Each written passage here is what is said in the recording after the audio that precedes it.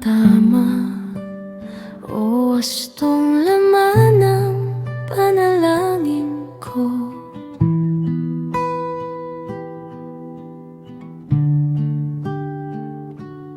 Tanging alam ko na ang bawat patak ng mga luha ay mga panalangin ng mga pusong walang katumbas na salita.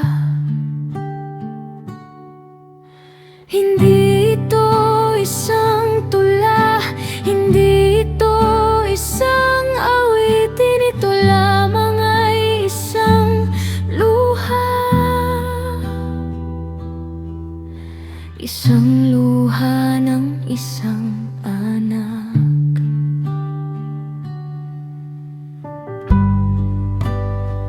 Ang sabi ni Yahweh, ang aking kaisip ay hindi ninyo kaisipan,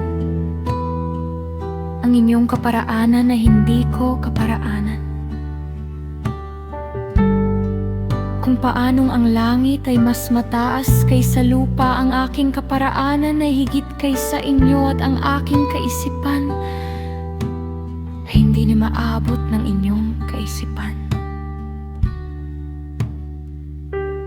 Panginoon, ikaw po ang nakakabatid ng saloobin ng puso kong ito.